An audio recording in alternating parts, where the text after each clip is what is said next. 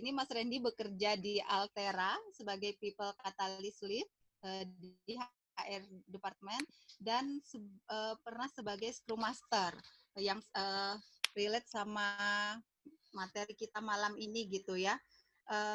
Bapak Ibu, sesuai schedule acara kita malam ini kurang lebih 90 menit.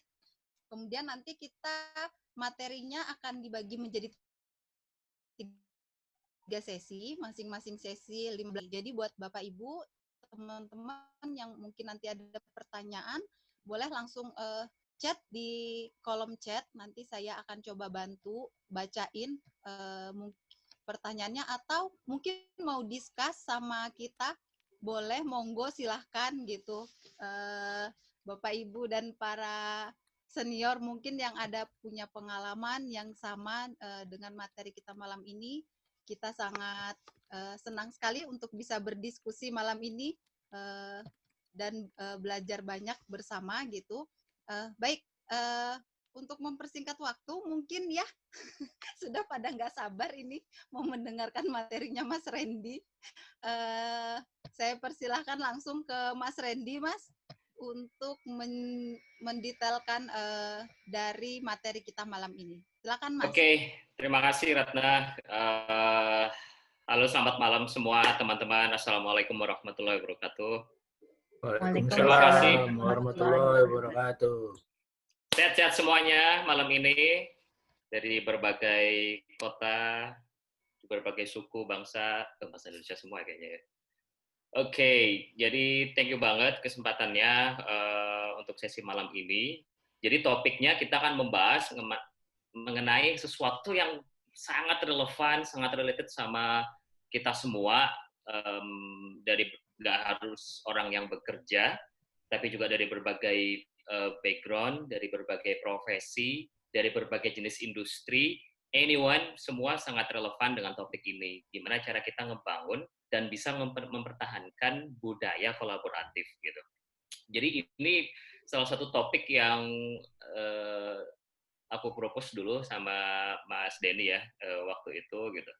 Karena dari sini nanti saya coba share nggak hanya dari perspektifnya saya sebagai as a professional, baik itu di startup company maupun di corporate company ya, tapi juga ini juga ada beberapa referensi yang bisa jadi ini jadi added value buat kita semua. Tapi itu ada blind spotnya. Blind spotnya adalah dari teman-teman semua. Jadi feel free, please, kalau misalnya teman-teman semua ada experience yang bisa jadi saya belum mengalami hal itu gitu. Bisa jadi banget teman-teman semua di sini itu mempunyai experience yang unik yang setiap orang yang di sini mungkin belum mengalaminya. Jadi please do, nanti Ratna juga ngebantu untuk setiap subbabnya. Jadi saya coba define ini masing-masing subbab itu ada sesi Q&A-nya. Ini terinspirasi dari sesinya Pak Pambudi dulu ya. Sebisa mungkin setiap Q&A nggak cuma di akhir gitu, tapi juga di perjalanan diskusinya gitu. Oke, saya jadi share screen ya. Jadi ini sosial media saya. Saya lebih banyak aktif di LinkedIn sama di Instagram ya. Itu ya. Facebook sudah mulai saya kehilangan arah sampai Facebook. Jadi ini kontak saya, feel free to discuss ya, dan juga di grup One HR gitu. Oke, langsung aja. Jadi yang pertama, subbab yang pertama kita akan bahas 3 skill yang wajib kita punya untuk ngebangun collaborative culture. Jadi sebisa mungkin materinya di sini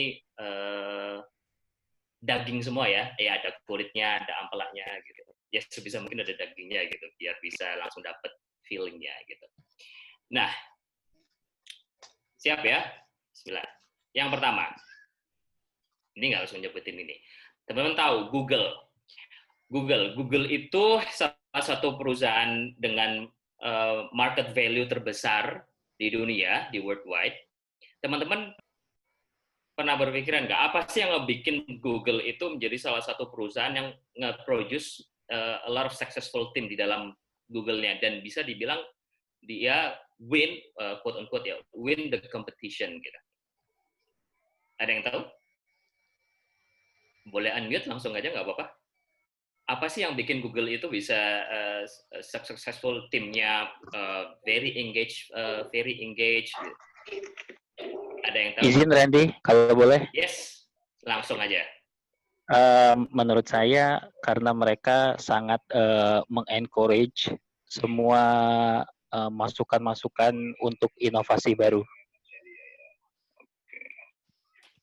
Encourage every ideas ya, inovasi yang baru. Oke, sip, thank you. Ada lagi yang lain? Encourage new ideas. Ada ide baru langsung diakomodir. Ada yang lain? Ya, silakan.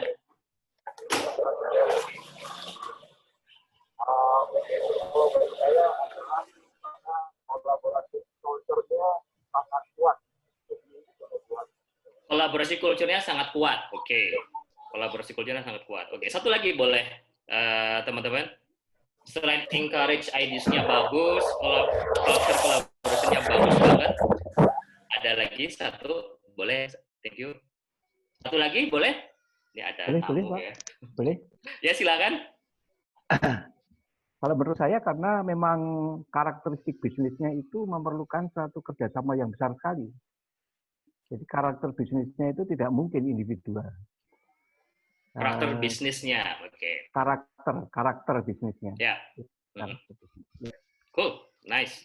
Thank you. Karakter bisnisnya yang harus memaksa dalam tanda kutip para Googlers itu untuk bisa berkolaborasi gitu ya.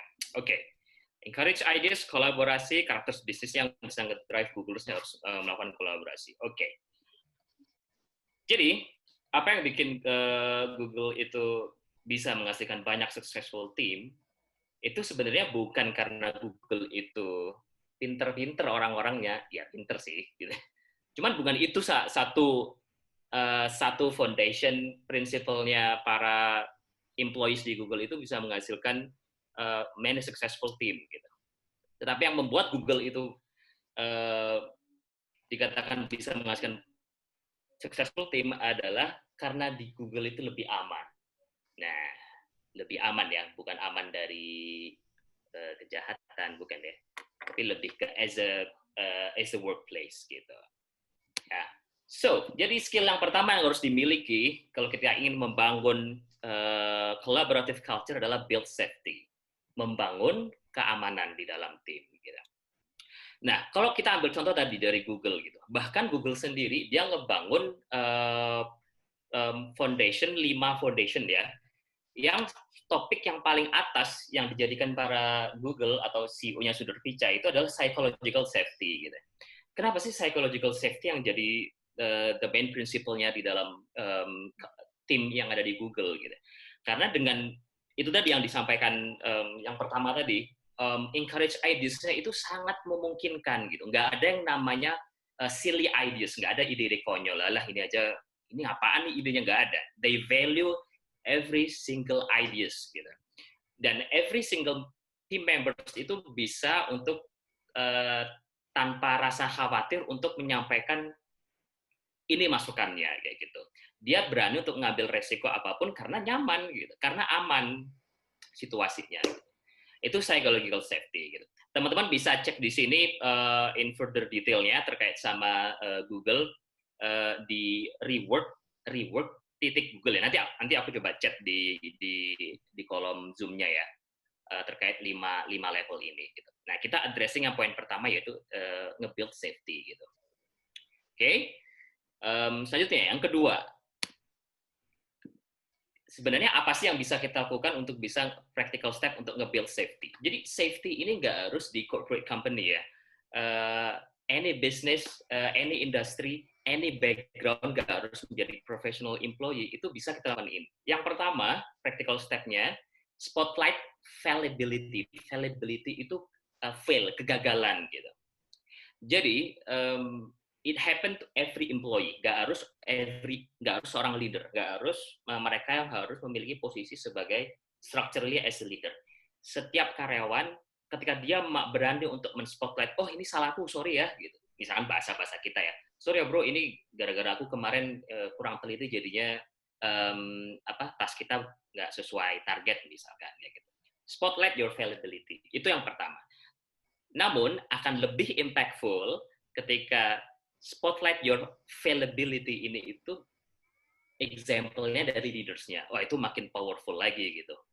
Teman-teman bisa bayangkan di dalam sebuah tim, ketika tim leaders-nya yang dia secara authority, dia punya influence ke tim, dan dia bilang, sorry ya teman-teman, saya kemarin salah gitu. Sorry ya tim, kemarin yang aku lakuin tadi nggak sesuai yang harusnya diharapkan oleh perusahaan. Saya kemarin ngelakuin kesalahan kayak gitu. Imagine impact-nya gitu. Bisa jadi ini sesuatu yang bisa jadi sebelumnya kita leaders itu harus dipandang, wah keren kan, yang paling tahu semuanya, he knows everything gitu. Kalau ada salah, wah mampus dah gitu. Silakan turun gitu misalkan.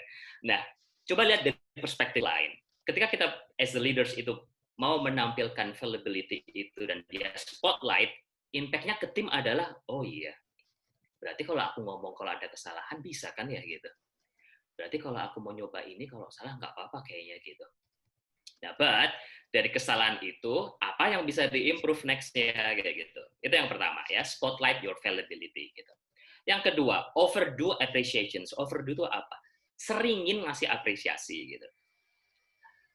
Probably ini simple ya, ngasih apresiasi thank you ya gitu. Tapi gampang lah. Siapa yang ngelakuin, siapa yang hari ini mengucapkan terima kasih ke timnya?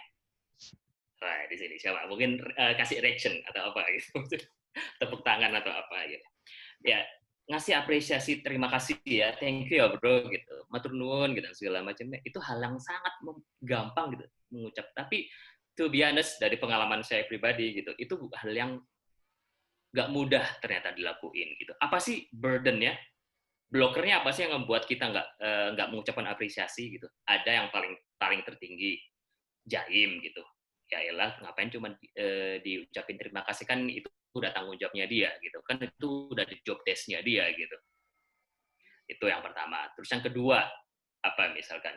Jadi dianggap kita berasumsi kalau kita setiap kali mengucapkan apresiasi, terima kasih, khawatirnya performance-nya dia nggak akan naik gitu. Ntar kalau dibilang terima kasih sekarang, dia nggak mau overperform nanti ya gitu. Nah, faktanya sebaliknya, dengan kita sering kali ngelakuin apresiasi, jadi dia tahu apa yang sudah bagus gitu, dan dia tahu apa yang bisa dipertahankan gitu. Itu ya, overdo appreciations gitu. Yang ketiga, make sure everyone has voice gitu. Terutama kalau teman-teman di sini yang memiliki role, yang punya authority sebagai leaders, yang punya team members, ini very impactful ke every team members kalian gitu. Kalau misalnya kita punya garansi ke everyone, harus ngomong gitu. Atau ini ada, saya pernah mengimplementasi ini gitu di dalam tim. Saya mungkin di sini ada teman-teman satu kantor juga ya. Di dalam tim itu meetingnya atau diskusinya atau alignment-nya itu harus selesai, bisa selesai syaratnya satu, setiap orang harus ngomong. Everyone harus ngomong gitu. Entah itu, ya aku setuju kok gitu. Harus ngomong gitu. Karena itu yang nge-trigger dia akhirnya aman untuk menyampaikan pendapatnya dia. Oke. Gitu ya. 3 practical steps ini ya. Spotlight availability, sering-sering ngasih apresiasi, dan make sure setiap orang itu punya suara untuk ngasih pendapat. Yang kedua, share vulnerability. Vulnerability, kalau tadi kegagalan, kalau ini lebih ke vulnerability, ini kelemahan gitu. Kalian sampaikan kelemahan kalian itu apa? Susah nggak? Susah nggak? Susah banget gitu. Susah. Tapi memungkinkan nggak? Possible banget.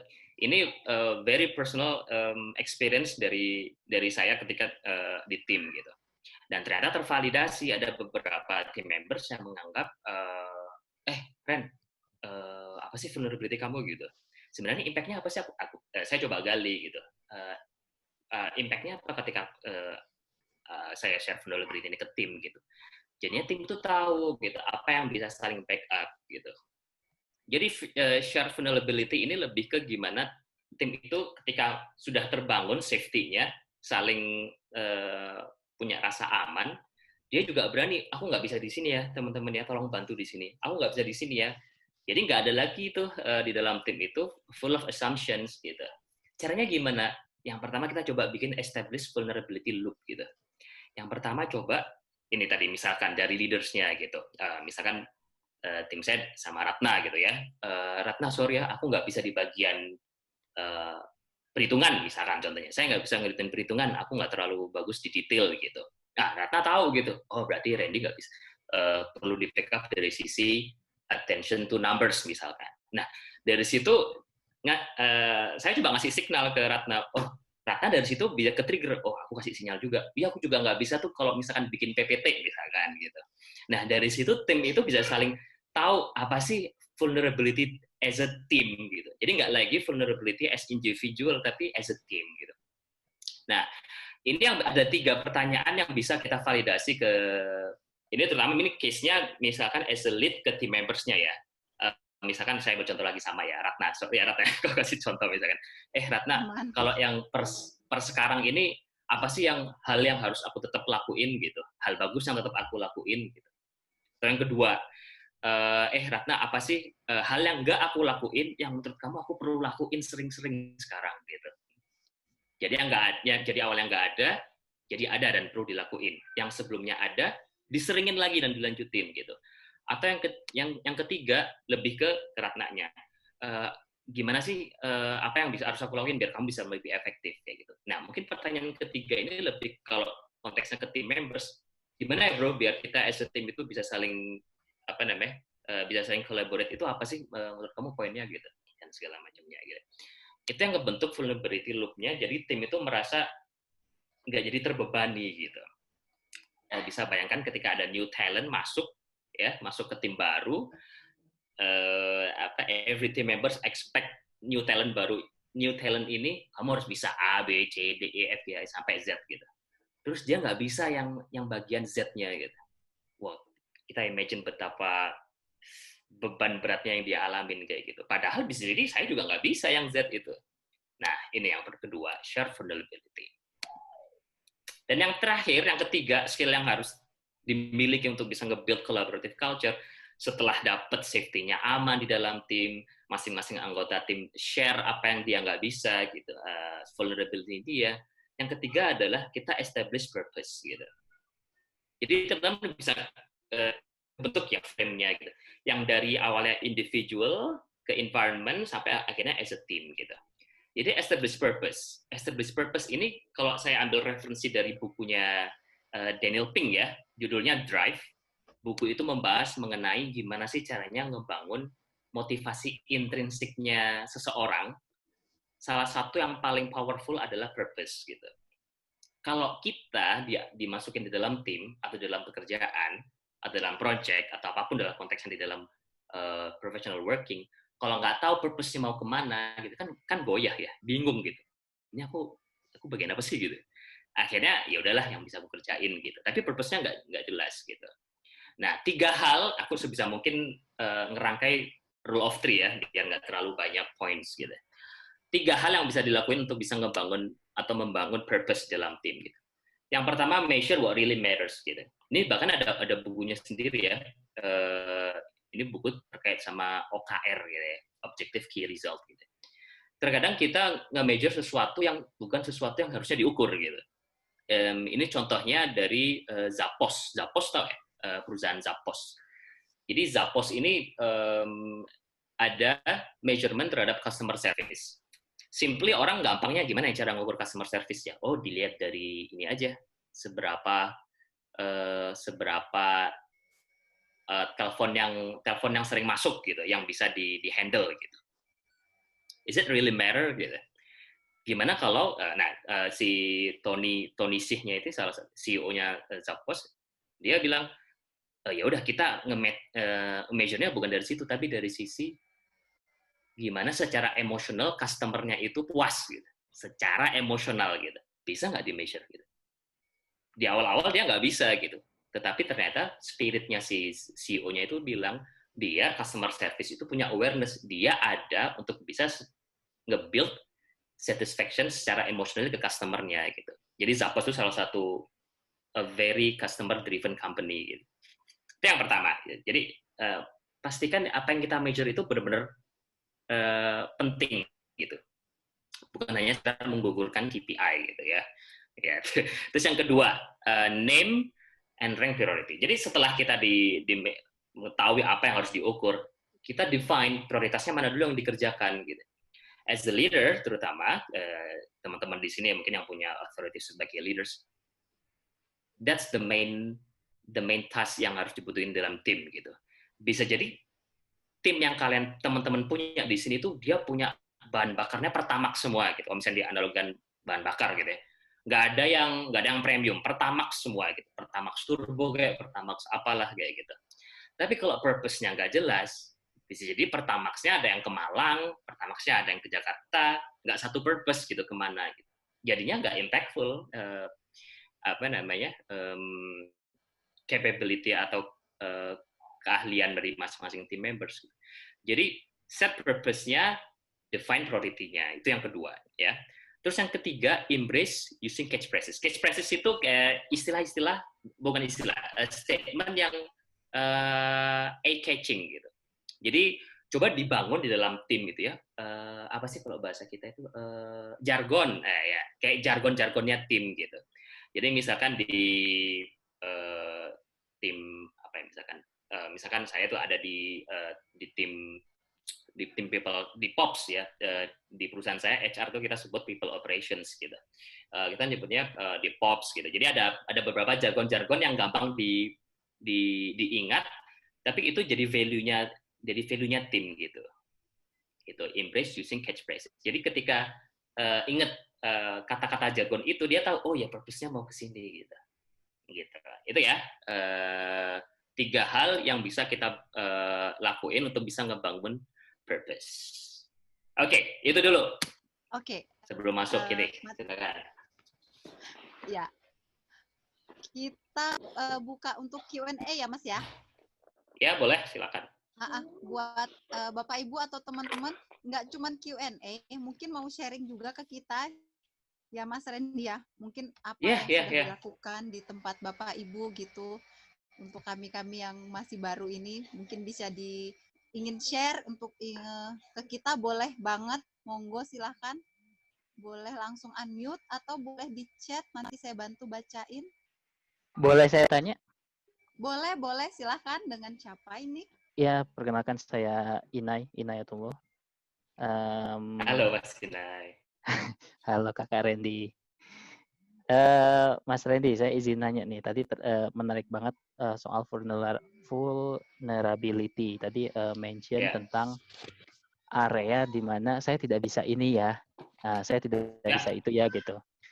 Dengan mempertimbangkan organisasi itu sekarang tendensinya adalah dibuat se-lean mungkin. Artinya kalau bisa orangnya jangan banyak-banyak, tapi kapabilitasnya banyak gitu, kemampuannya banyak gitu. Nampaknya konteks seperti itu bagaimana ya menyikapinya dengan rekomendasi untuk share vulnerability. Seperti itu. Terima kasih. Ya, oke. Langsung dijawab, Ratna? Ya, boleh Mas. Ya, oke. Let me validate ya. Kalau dari Mas Inay sendiri yang dirasain sekarang gimana? Apakah Mas Inay di lingkungan di tim sekarang yang sebisa mungkin didesain lean mungkin, tujuannya biar sedikit orang banyak capability gitu ya. Mas Inay ketika di bagian dari tim itu apakah Mas Inay merasa aman untuk nge-share guys aku nggak bisa di sini ya? Iya atau enggak? Oke, itu pertanyaannya menarik. Kebetulan saya sebelumnya pernah di startup dan saat ini kebetulan saya ada di large corporation juga. Saat ini saya kebetulan di large corporation. Konteksnya beda. Jadi untuk di large corporation seolah-olah semuanya sudah relatif relatif cukup jelas gitu ya untuk job desk-nya. Beda dengan di startup itu sifatnya semaksimal mungkin orangnya sedikit tetapi yang bisa dikerjakan banyak gitu. Nah, kalau di konteksnya saya pribadi gitu, mungkin ini tendensi saya adalah as much as possible kalau bisa saya minimal mengetahui area lain juga gitu. Karena dengan saya mengetahui dan bisa sedikit mungkin mengerjakan meskipun tidak maksimal gitu untuk area lain, perspektif saya dalam bekerja menjadi lebih luas gitu. Supaya bisa menjadi lebih strategis. Mungkin karena tendensi saya untuk ke arah generalis kali ya. Gitu. Oke. So, balik lagi ke pertanyaanku. Mas aman nggak kalau misalkan, mungkin nggak harus Mas Inai, anyone yang di timnya Mas Inai ngerasa nggak sih kalau anggota timnya Mas Inai di tim sekarang itu aman untuk menyampaikan sesuatu yang mungkin dia nggak bisa lakuin gitu di dalam tim itu? Tendensinya tidak aman. Tendensinya tidak aman. Karena menarik. Ada arahan nanti, ada impression bahwa you are not performing. Yes. Setidaknya itu impression yang saya dapat ya. Mudah-mudahan saya salah. Iya. Mau diaminin? Mudah-mudahan salah. Iya. Oke, thank you Mas Inai. Oke, Mas Randy, ini ada Mas Alvin mau sharing sama kita, boleh ya? Oh iya, boleh dong, boleh. Yes. Boleh. Sebisa mungkin dari partisipan. Iya, betul. Mas Alvin, boleh silakan Mas. Boleh Mas Alvin, langsung unmute aja. Ya, halo Mas Randy, makasih banget untuk sharingnya. Halo. Menurut saya sangat amat menarik dan bukannya saya mau mengingat-ingat masa lalu, tapi kemarin itu minggu lalu kan saya sempat sharing mengenai riset saya dengan para talent di Indonesia, di mana sebenarnya salah satu aspek dari riset saya adalah melihat mengenai vulnerability yang tadi Mas sampaikan, dan saya melihat bahwa dari riset saya itu ada beberapa perusahaan yang memang secara kolaborasi gitu ya, mereka memang kuat gitu ya. Jadi mereka memang kuat kolaborasinya. Jadi kolaborasinya maksudnya ketika saya diberikan tugas, saya bisa mikir tuh, saya kolaborasi sama siapa dan sebagainya. Tapi ketika datang ke elemen kalau di saya sebutnya interpersonal risk taking. Nah, interpersonal risk taking ini adalah salah satunya adalah admitting mistake atau mengakui vulnerability. Nah, jadi saya melihat bahwa ada orang tertentu ada perusahaan tertentu, ada budaya tertentu yang memang kuat kerjasamanya, tapi ketika misalnya dia itu tidak terbiasa mengatakan, oh saya salah gitu, seperti yang tadi Mas Randy sampaikan, itu menjadi kerjasamanya menjadi sesuatu yang sifatnya lebih superficial saja. Jadi ya oke, saya kerjasama sama Mas Randy, tapi kemudian ketika misalnya ada challenge, ada hal-hal sensitif, ada hal-hal yang bergesekan, ngakuin kesalahan, itu menjadi sesuatu yang sangat mengerikan gitu. Untuk kemudian, walaupun kita terbiasa bekerja sama, maksudnya saya asik kerjasama sama Mas Randy, saya asik kerjasama sama Mbak Ratna, tapi ketika misalnya saya itu mengakui kesalahan saya, itu nanti dulu gitu ya. Saya mengakui Anda jago di satu sisi, tapi ketika mengakui saya ini bodoh di sisi lain, itu menjadi sesuatu yang mengerikan gitu. Jadi, dan saya pikir ini align sekali gitu, dan mengakui kesalahan, kemudian juga mengakui sesuatu yang bergesekan dengan orang lain, seperti yang tadi Mas Randy sampaikan, itu perlu ketika kita membangun sebuah budaya yang learning agile gitu. Nah, ini juga kita kan mainnya sama gitu ya, di area budaya agilitas. Jadi saya komen banget, saya appreciate dan saya support gitu. Ini align sekali gitu. Thank you, itu aja. Thank you so much. Thank you. Jadi Mas Alvin menyampaikan dari sisi empirisme riset ya. Jadi bahwa interpersonal risk taking, admit mistake itu one of the indicator tim itu bisa didefine punya culture yang kolaboratif atau enggak kayak gitu. Ntar aku coba bahas di traps nanti ya.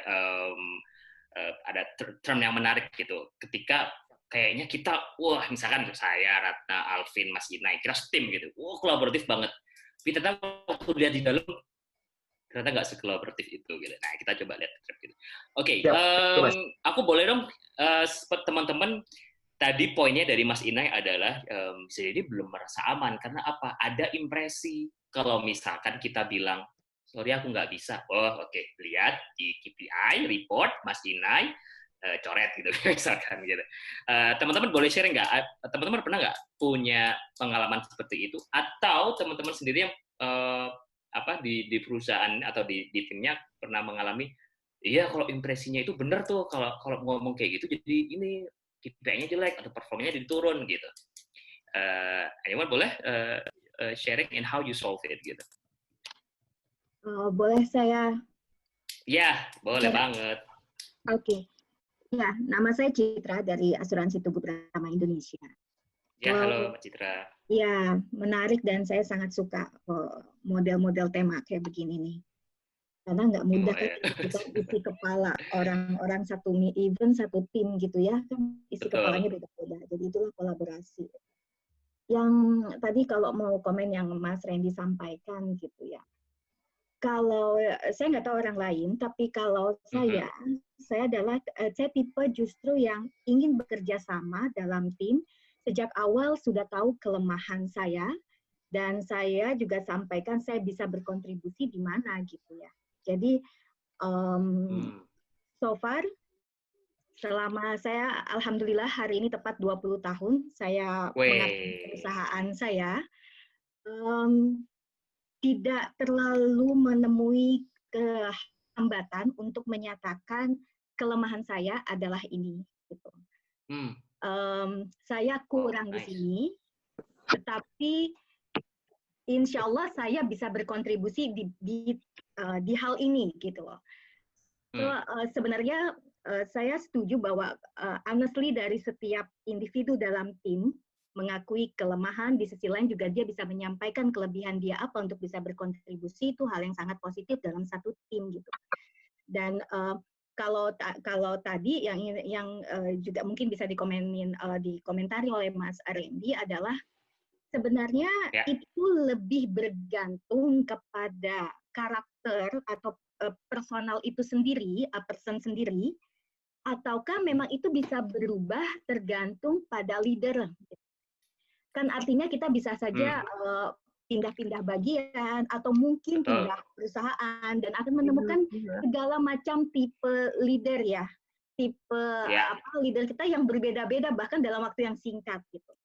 Nah, apakah kita mesti punya strong personality sehingga kita bisa selalu melakukan hal yang sama siapapun leadernya?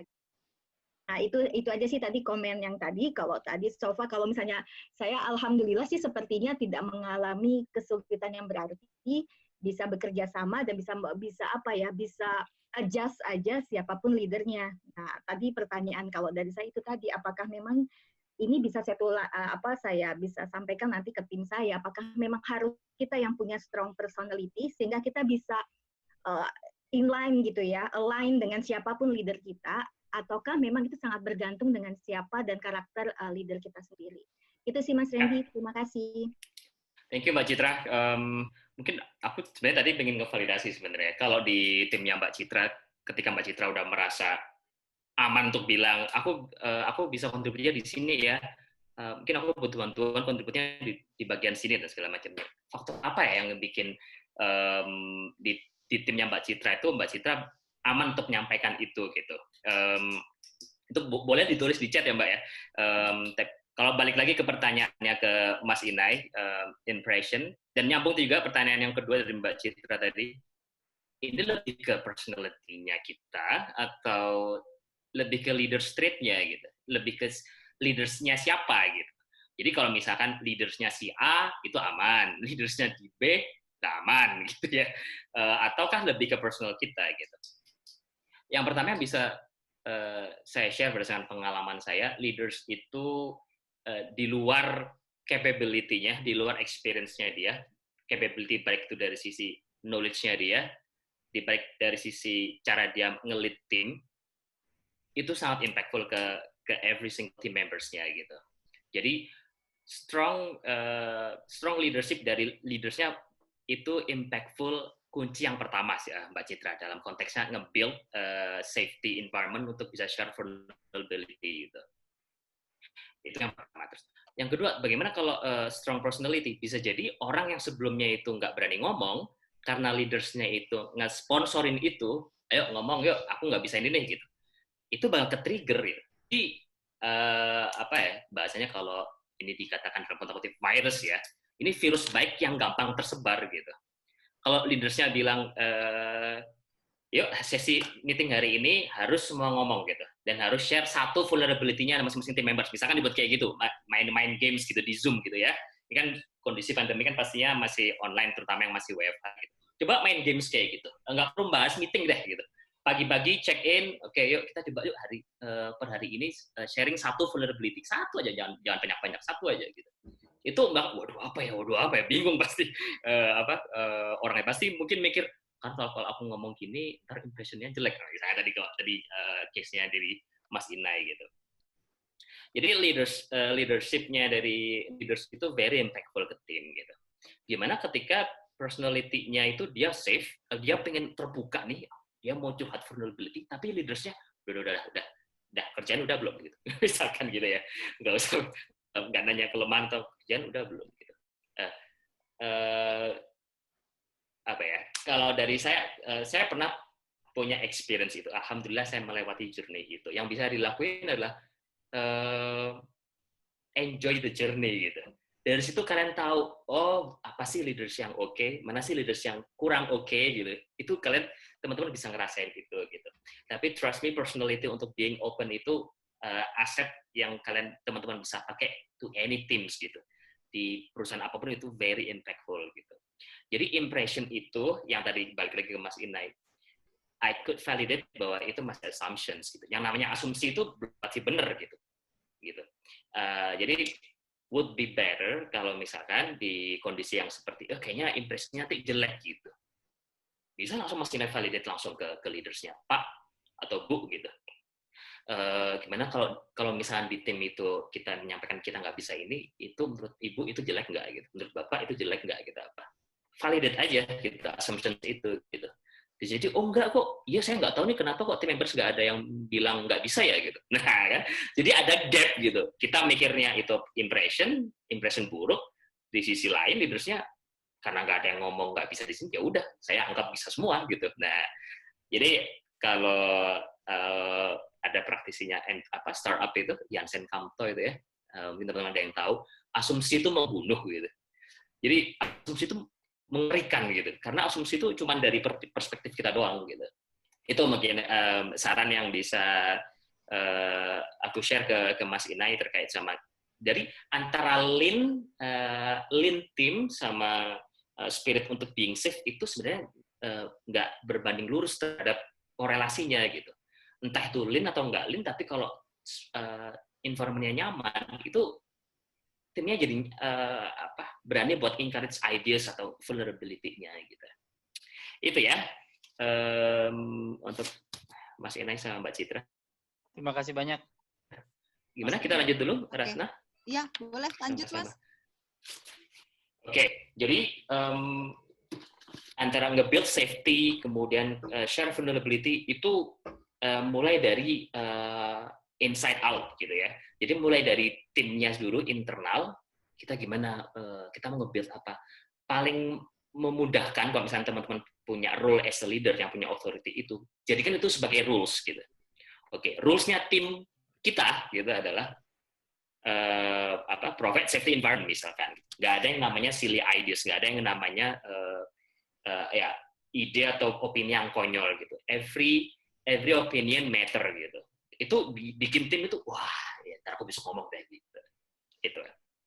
Nah, ketika kita sudah ngebangun collaborative culture itu, by the time itu nggak mungkin selalu on top gitu. Dalam arti kita udah bagus nih, belum bisa dijamin bulan depan udah bagus gitu. Karena kita dealing with people gitu. Orang itu dinamis gitu. Nggak bisa yang kita udah bagus sekarang, ya harapannya tetap sustain. Tapi itu selalu dinamikanya itu selalu berubah gitu. Yang namanya mood, yang namanya mungkin ada hambatan di kehidupan keluarga misalkan, itu impactful ke dalam di pekerjaan kayak gitu. Nah, kita coba bahas apa aja sih ketika kita ngerasa udah bagus culture-nya, tapi ternyata ada jebakan-jebakan yang akhirnya kita jadi kalau misalkan in the scale 1 sampai 10 yang awalnya udah 10 turun lagi ke 5, turun lagi ke 1 gitu. Nah, kita akan bahas 5 jebakan yang ketika kita ngebangun collaborative culture gitu. Sekarang jam berapa? Oke, quick ya. Yang pertama, paling simpel, orang bisa ngelihat. yaitu inattention to result. Gitu. Ketika teman-teman dalam satu tim tuh ngerasa dia ngerjain apa yang bukan menjadi harusnya target atau objektifnya tim gitu, itu jadi udah jebakan udah kelihatan gitu, wah ini nih nggak fokus ke resultnya gitu. Jadi maksudnya inattention for result itu bukan berarti prosesnya dibagusin, yang penting result urusan nanti gitu, bukan lebih ke situ ya, tapi konteksnya lebih ke purpose driven, objective drivennya itu apa gitu. Itu yang pertama, inattention for result. Itu yang secara kasat mata itu lebih kelihatan gitu ketika antar team members atau team lead ngelihat membersnya gitu. Ini ngerjain harusnya kita objektifnya ke utara misalkan ya, tapi dia ngerjain tas-tas tujuannya ke barat gitu misalkan. Itu simply dari kasat mata kelihatan gitu. Itu yang pertama, level yang pertama gitu. Inattention for result. Nah, itu mungkin as the leader atau as the team members bisa saling ingetin. Bro, kemarin gimana? Kayaknya kita harus kesini dulu deh, segala macamnya gitu. Balik lagi tadi, priority ya di team leader. Kalau priority-nya nggak jelas, ini sangat mungkin terjadi gitu. Priority team members-nya nggak jelas mau kayak gimana, itu sangat mungkin terjadi inattention for result. Yang kedua, avoid accountability. Accountability itu ya dia tugasnya apa gitu. Atau kalau bahasa di ini tupoksi gitu ya, tupoksinya apa gitu, dia nge-avoid itu gitu. Udahlah ntar aku ngerjain yang ini aja lah gitu. Jadi mengignore apa yang seharusnya yang harusnya tim expect ke dia gitu. Avoid accountability ya. Jadi yang pertama tadi nggak fokus ke resultnya apa. Kemudian yang kedua dia udah mulai mengignore accountability-nya dia. Terus yang ketiga, ketika sudah disepakati, misalkan dalam konteksnya ini prioritasnya sudah jelas, objektifnya udah jelas, udah dibagi-bagi masing-masing kontribusi bagian apa, ternyata dia nggak komit gitu. Komitmen itu simply apa yang dia sampaikan nggak sesuai dengan yang dia lakuin gitu. Ya, jadi ini sangat correlated sama integrity gitu ya. Lack of commitment gitu. Jadi komitmen ini very long story kalau misalkan dijelasin per detail komitmen itu apa gitu. Kalau misalnya saya boleh relevansikan sama konteksnya di Scrum atau salah satu agile methodology-nya gitu. Di Scrum ada yang namanya sprint planning gitu ya.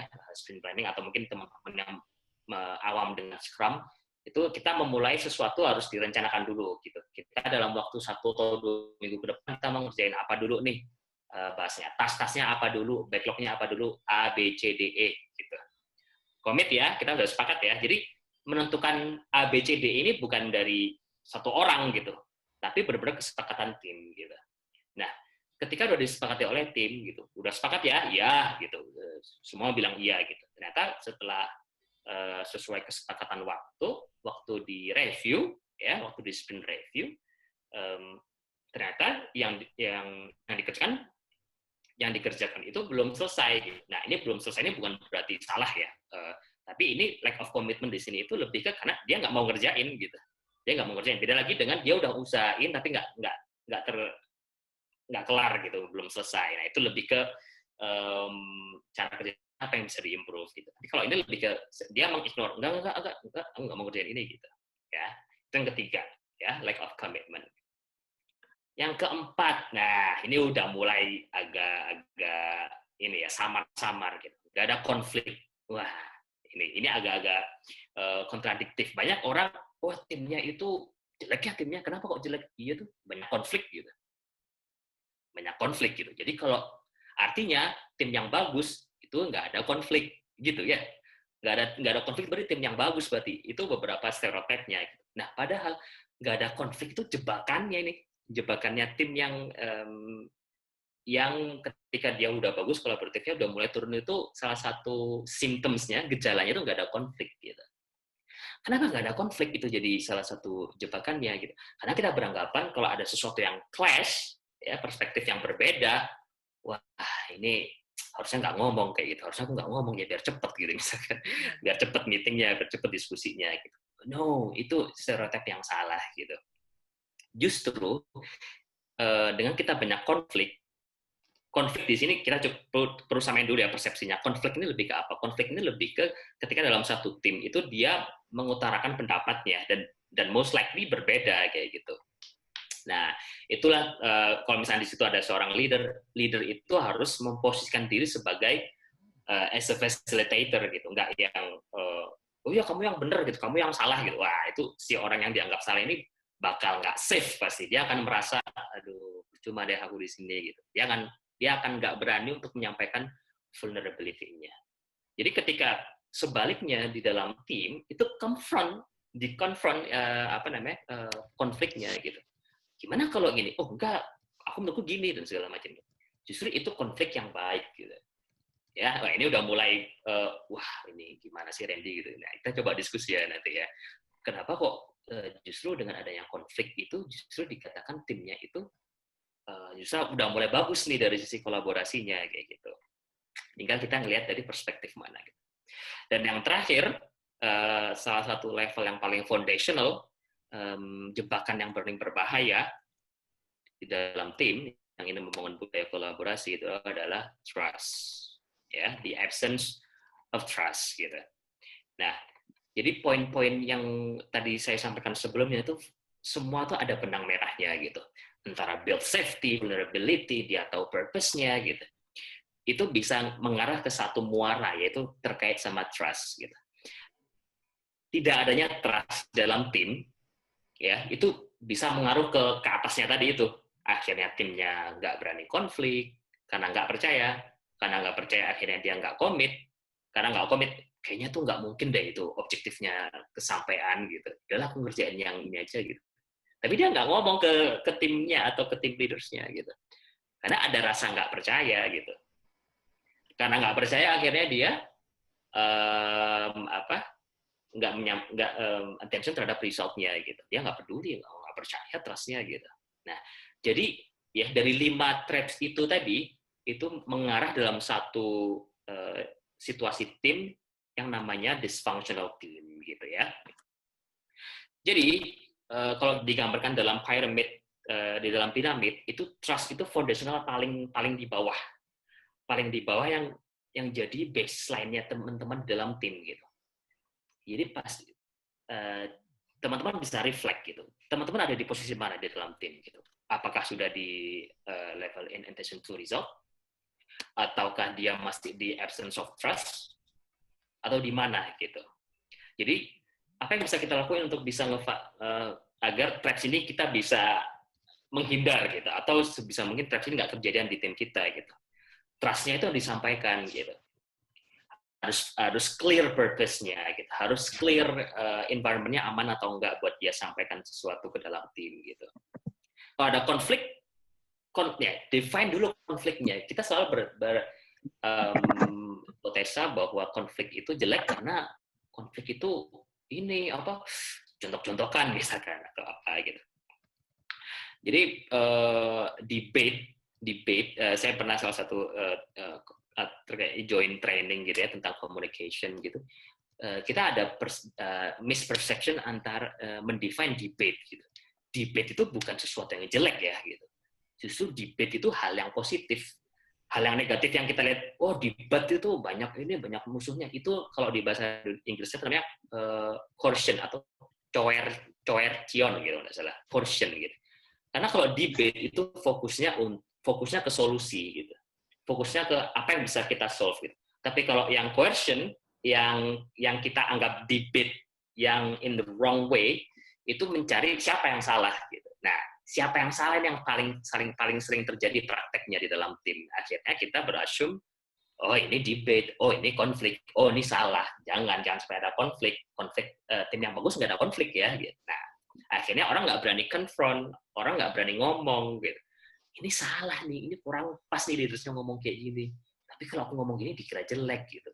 Persepsinya jadi buruk ya. Nah, itulah itu salah satu udah jadi indikator simptomnya, wah ini udah dysfunction timnya gitu. Jadi teman-teman untuk bisa ngebangun tim yang functional itu adalah sebaliknya, tim yang ada trust satu sama lain gitu. Tim yang berani konflik gitu. Konflik tujuannya untuk solusinya apa nih kesepakatin gitu, bukan untuk cari orang yang salah ya. tapi mencari solusinya apa gitu. Terus dia akhirnya clarity, informasinya apa, kamu bagian ini, kamu nggak bisa ini, oke kamu bagian yang ini yang kamu bisa gitu selamanya gitu.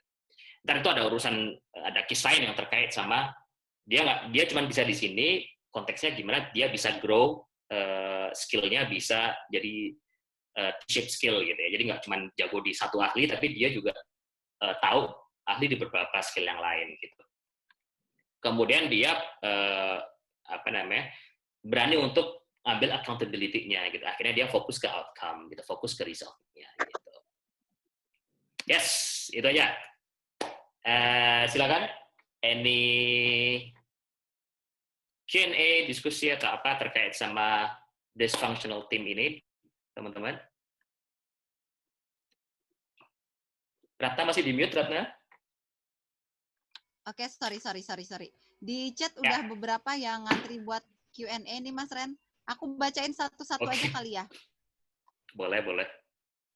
Oke, tadi Bapak Donald Mawayasa sepertinya. Bagaimana menghadapi sikap leader yang bersikap seperti bos, more than as a leader? Yang punya rule pertama, bos selalu benar, dan apabila bos salah, kembali ke rule pertama. Gimana tuh, Mas Ren? Siapa tadi, Mas? Siapa tadi? Donald Mawayasa. Mas Donald, boleh di-unmute. Halo, Mas Donald. Ya, halo. Yes, halo Mas Donald. Halo. Jadi kalau dari Mas Donald sendiri, gimana membedakan antara bos sama leader? Iya, jadi kan ada bos tuh yang sebenarnya sih ya dalam tim ya, ada leader yang sikapnya seperti bos gitu. Jadi artinya merasa paling benar, dan apabila diinformasikan hal yang salah, ya marah gitu. Seperti itu misalnya. Oke. Apa yang Mas Donald lakuin waktu itu ketika dia ternyata marah gitu? Mas Donald, kamu kok gini, udah aku yang paling tahu, udah ikutin aja gitu. Itu gimana responnya Mas Donald waktu itu? Yang saya lakukan, saya informasikan fakta yang ada gitu. Ya yang terjadi ya akhirnya terjadi konflik.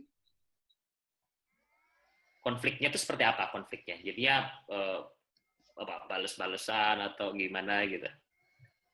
Ya kan dalam suatu organisasi ketika leader kita inginnya merasa paling benar, tentu akan terjadi perbedaan arah gitu ketika timnya merasa itu tidak tepat gitu apa yang diarahkan oleh leader kita. Nah, yang saya tahu leader itu dia juga melakukan dan dia juga bisa dikoreksi. Sebuah leader harusnya seperti itu. Tapi ada juga dalam organisasi leader yang seperti bos yang nggak bisa dikoreksi dan harus ikuti arah dari leader tersebut, seperti itu. Atau juga bisa juga dia nggak mau kasih arahan, tapi ketika salah selalu menyalahkan gitu, misalnya seperti itu. Ya. Oke, Mas Donald. Thank you, Mas Donald. Oke, kita terkait sama bos sama leader ya. My personal perspective, saya juga mendifferentiate antara leader sama bos kayak gitu. Mungkin teman-teman di sini juga sering terekspos ya dengan term-term itu bahwa bos itu lebih ke authority ya. Tapi kalau leader itu dia lebih ke mengasih inspirasi ke orang gitu. Saya juga salah satu inspirasi talknya saya dari Simon Sinek gitu. Jadi kalau seorang bos itu anggota tim membersnya itu ngelakuin because mereka ngelakuin itu karena dia harus ngelakuin itu gitu. Itu bos gitu. Misalkan saya bos gitu ya, saya menginstruksikan teman-teman ber-168 di sini, teman-teman semua kita harus ke sana gitu misalnya. Oh ini nggak bisa, nggak, pokoknya ke sana gitu. Misalkan gitu ya. Dan teman-teman ini ngelakuin itu, ya udahlah gitu. Kenapa ngelakuin itu? Iya disuruh si Randy gitu misalkan. Ya karena saya harus tuh disuruh Pak Randy kalau enggak jeblok di KPI-nya misalkan atau apa gitu. Itu bos gitu. Kalau misalkan lebih ke as a leader gitu. Saya benar-benar kasih clarity, kita harus ke sana gitu. Karena di sana ada ini gitu. Jadi why-nya jelas. Ketika saya tanya, ketika orang di luar tim saya nanya ke salah satu tim member saya gitu, kenapa kok ke arah sana gitu? Bukan karena disuruh Pak Randy gitu. Oh iya, karena kita harus ke sana gitu. Karena di sana ada dan segala macamnya. Ada apa? Why-nya jelas gitu. Jadi kalau bos, people follow just because they have to. Tapi kalau leaders, people follow just because they want to. Mereka mau ke sana karena dia mau gitu, bukan karena disuruh gitu. Nah, konteksnya gimana ya kalau ada bosnya yang waktu kita ngerasa ini bukan gitu bos, harusnya gini gitu. Tapi dia malah semacam defensif mungkin gitu ya, Mas Donald. Akhirnya dia nggak mendengarkan atau simply nggak ngevalidasi dulu perspektifnya Mas Donald gitu. Yeah. Yang bisa aku lakuin, yang bisa saya saranin adalah sabar. Sabar. Karena gini,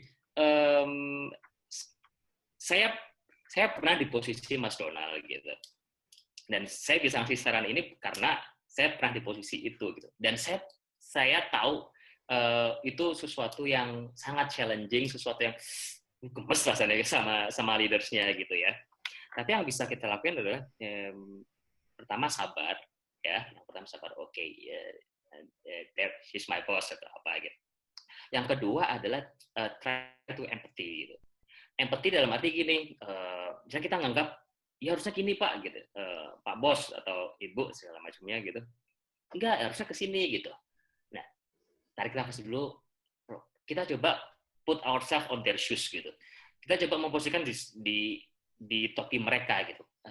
Apa yang bikin leadernya atau bosnya itu beranggapan kontradiktif dengan Mas Donald gitu. Coba validate itu gitu. Oh, bisa jadi karena ini, bisa jadi karena itu gitu. Try to understand dulu gitu. Nah, seandainya ternyata oh ya benar karena si bosnya mengambil langkah A karena begini-begini gitu. Caranya gimana? Mungkin kalau awang-awang bisa jadi benar, bisa jadi enggak ya. Kalau Mas Donald punya tujuannya pengen tahu, pengen ngebantu bosnya, coba validasi pertimbangannya Bapak apa ya Pak ya, saya boleh tahu gitu. Oh iya karena ini. Oh ya udah gitu. Ya udah gitu. Kalau misalnya ternyata Mas Donald setuju, oke, bagus gitu. Kalau misalnya enggak, oke, kayaknya si bos ini ada step A atau option A yang belum terconsider deh gitu. Tapi karena Mas Donald udah sampaikan ternyata nggak didengar, yaudah itu jadi lesson learning-nya gitu. Sebisa mungkin kedua itu kalian teman-teman coba empati sama bosnya.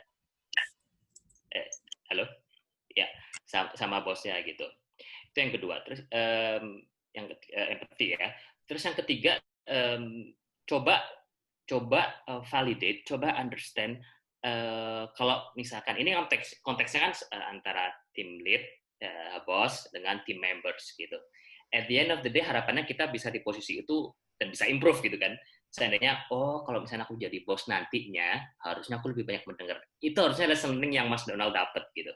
Bukan karena aku jadi bos mau lebih seram lagi lah gitu misalkan, malah nggak mendengarkan sama sekali. Sudah di situ lesson learning-nya, wah ternyata jadi bos yang kayak gini tuh nggak enak ya buat team members kayak gitu. Jadi dari impact empathy itu dapat tuh lesson learning-nya dari Mas Donald sendiri gitu. Nah yang ketiga coba validasi, karena konteksnya misalnya Mas Donald sebagai part of timnya si bos itu, coba cari tahu, coba validate si bos itu tertarik atau nge-value tim membersnya itu dalam hal apa sih gitu? Apa sih yang dia suka dari tim membersnya gitu? Kalau misalkan tepat waktu, misalkan ada loh bos yang simply ngelihat dia tepat waktu atau enggak gitu. Di luar capability-nya bagus, performanya bagus, tapi jarang tepat waktu, itu udah untuk bos yang mengconsider itu first priority-nya itu udah ini nggak dilihat bisa jadi gitu. Nah itu coba validate Mas Donald gitu. Apa yang dia indikator apa ya si bos ini happy dengan team members-nya, misalkan tepat waktu misalkan. Yang kedua apa? Tepat waktu datang ya misalkan. Terus yang kedua tepat waktu dalam konteksnya doing task gitu. Kita targetin 2 hari, ternyata 2 hari selesai gitu. Ataupun yang lain. Try to validate. Jadi itu juga dari pengalaman saya. Awalnya saya juga langsung confront, wah ini si bos nggak banget deh gitu. Akhirnya ya apalah, jadi baper segala macam. Baper tuh nggak apa-apa. Baper is a human gitu. Bukan berarti jangan baper ya. Itu yang membedakan human dengan mesin tuh itu gitu. Kalau mesin nggak bisa baper gitu, mesin tinggal di algoritma gini udah jalan gitu. Bapernya tuh itu salah satu strength-nya human gitu. Tapi dari dealing emotionally itu apa yang bisa kita lakuin improve di next-nya gitu. Itu mungkin bisa membantu ya Mas Donald ya, dari 3 step itu ya. Being patient, tenang dulu, being empathy, terus yang ketiga try to validate apa yang jadi dikatakan team members yang perform menurut si bos itu tuh apa gitu. Jadi at the end ketika Mas bisa proving itu dan ternyata secara career Mas bisa naik di posisi as a lead, nah you know what to do untuk bisa to be a good leader tuh kayak gimana gitu. Gitu ya, hope that can help. Ada lagi yang lain? Oke, 10 nggak kerasa 10 menitnya Mas Ren. Nggak kerasa. Khusus untuk Mas Donald Mawayasa spesial gitu kan. Nggak apa-apa. Yang kedua ini. Makasih ya. Sama-sama. Katanya ya. Oke, mungkin. Oke, kalau ini deh, ada satu yang kalau boleh bukan pertanyaan, lebih ke sharing experience-nya gimana terkait sama 5 poin dysfunctional team ini, teman-teman ada? Kalau nggak ada, kita bisa lanjut. Ada? Boleh, silahkan. Oke. Sepertinya kita lanjut dulu, Mas. Lanjut dulu ya, oke. Boleh kita lanjut dulu untuk yang... Oke. Ya. Oke. Jadi, setelah kita tahu dari dysfunctional team ini, output-nya adalah kita bisa nge-mapping di tim kita itu kita ada di mana sekarang gitu ya. Nah, dari pyramid ini itu foundational yang pertama adalah trust gitu. Tentang absence of trust. Nah, seandainya just in case di tim kita itu ternyata kita belum saling percaya satu sama lain gitu. Kita kayak tadi siapa tadi? Mas siapa tadi? Sorry, yang menyampaikan risetnya tadi tentang timnya kayaknya wah keren-keren gitu ya. Secara capability nggak usah diragukan lah. Secara capability bagus banget gitu. Ternyata kalau diteropong gitu ya, kalau di mikroskop lebih detail, ternyata dia nggak berani ngomong gitu ya, nggak berani share vulnerability-nya gitu. Itu yang istilah yang biasanya teman-teman Scrum Master tuh istilahkan dengan di tim itu adalah artificial harmony gitu. Jadi harmoni buatan gitu. Jadi timnya kayak ngerasa, wah dari tim mana? Tim A gitu. Wah keren, weh. Ada 5 orang, keren-keren. Dia dari universitas terkemuka gitu ya, dari pengalaman industri perusahaan global gitu ya. Bagus ternyata harmoninya, iya nggak ada konflik tuh keren-keren banget. Ternyata waktu ditanya gimana sama orang ini tuh nggak tahu. Yang penting kerjaannya kelar sih gitu. Nah itu yang sering kita sebut artificial harmony. Jadi harmoni buatan gitu. Terkesannya kayak keren, terkesannya kayak aman gitu. Tapi ternyata waktu divalidate, dia kalau bisa harus milih ya. Kalau ada pilihan itu dia pengen resign bahkan. Wah itu salah satu symptoms-nya artificial harmony. Gitu. Nah gimana kalau misalkan kita di dalam tim itu belum ya, bukan berarti nggak sama sekali, belum atau belum perfect dalam konteksnya trust gitu. Nah, kita coba ngomong tentang trust. Apa yang bisa kita lakuin untuk membangun rasa saling percaya di dalam tim gitu ya. Ya, yang pertama, ini lebih jadi referensinya dari buku. Ini konteksnya lebih ke as a leader ke team members-nya, tapi ini very relevant konteksnya nggak cuma konteksnya manager atau leader ke team members, tapi juga antar peers gitu ya. Yang pertama, be approachable and easy to talk to gitu. Apalagi ini kondisi pandemi, kondisi semua via online gitu. Yang kita nggak bisa lihat dia sekarang lagi ngapain ya gitu. Dia sekarang lagi ngerjain apa ya gitu. Semua divalidasi serba lewat tools gitu, online tools gitu ya. Nah, jadi yang pertama adalah konteksnya terutama nih ya kita sebagai leaders-nya itu sebisa mungkin di kondisi WFH, misalnya terutama teman-teman yang masih WFH gitu, itu sampaikan, guys, aku hari ini kosong jam 12 sampai jam 2 ya, silakan kalau misalnya mau ngobrol, yuk gitu. Join Zoom, ini link Zoom-nya gitu misalkan atau apa gitu. Jadi semudah mungkin tim members-nya itu gampang akses kita gitu. Nah, saya juga pernah dapat feedback juga, wah ini susah ditemuin gitu, sibuk gitu. Kadang-kadang kita tuh kalau dibilang sibuk, wah iya sibuk, keren gitu misalnya. Bisa jadi iya, bisa jadi enggak gitu. Jadi yang pertama, cara step by step-nya adalah sebisa mungkin kita quote on quote ya present gitu, hadir, atau kalau di bahasa coaching tuh be mindful ketika kita ngobrol sama orang gitu. Ketika ngobrol sama Mas Donald, Mas Inay, Mbak Ratna, ketika ngobrol sih ini aku kerjaan belum beres nih ya, itu udah nggak ngomong sama si A tapi otaknya lagi di tempat yang lain gitu. Jadi listening ini mungkin aku juga nambahkan, nggak cuma listening tapi juga active listening gitu, dengerin, oh gitu ya, oh ya dan segala macamnya gitu. Sebisa mungkin ini salah satu akar yang bisa nge-establish trust gitu. Terus yang kedua, talk informally via online, pertama ini sebisa mungkin saya relevansikan dengan kondisi sekarang gitu. Kadang karena kita udah kejebak dalam rutinitas pekerjaan gitu ya, kita selalu sering kan dengar sesi-sesi webinar atau apa, gimana kita tetap produktif. Productive is all about working gitu, work gitu, kayak lagu jadi selalu kerja. Akhirnya kita lupa buat interact informally sama tim kita gitu. Nah, ini akan lebih baik kita punya schedule khusus gitu kayak tadi misalkan. Jadi misalnya Senin sampai Jumat kita ada waktu kosong jam sekian untuk ngobrol gitu. Nah, encourage team members untuk ngobrol gitu. Encourage peers kita, yuk bahas yuk. Ini nih gimana nih misalkan di luar kerjaan gitu. Gimana sekarang yang laku kopi misalkan. Jadi any informal topics yang at the end interaksinya tuh muncul gitu. Karena trust itu nggak bisa nih ketika saya share ini ya. Jadi teman-teman kalau sudah approachable itu pasti trust gitu. Nggak juga gitu, nggak menjamin gitu. Trust itu nggak bisa diminta gitu. Ratna tolong percaya sama saya gitu. Dia langsung percaya nggak gitu? Ya masih mikir-mikir gitu. Gitu. Tapi trust itu hanya bisa di-gain gitu. Bisa didapat kalau sudah ada evidence-nya gitu. Nah, jadi be approachable and easy to talk to itu bisa nge-validate, oh si Randy enak diajak ngobrol nih gitu. Misalkan, oh si Randy mau dengerin nih dan segala macamnya gitu. Nah, yang ketiga, relevan yang poin kedua tadi, be authentic in your communication style gitu. Ini bahkan di bukunya bilang nggak ada tipe personality yang jelek dalam konteksnya ngobrol gitu. Dia bilang there is no personality type that cannot succeed at communication gitu. Kadang-kadang kita just who you are ketika ngobrol, misalkan pakai bahasa Jawa, iya boyo apa segala macamnya, atau pakai bahasa yang kiranya teman-teman sering lakuin, itu kadang-kadang ngebikin enaknya ngobrol gitu. Karena kadang-kadang komunikasi itu ya salah satu root cause-nya untuk nge-build trust itu gitu.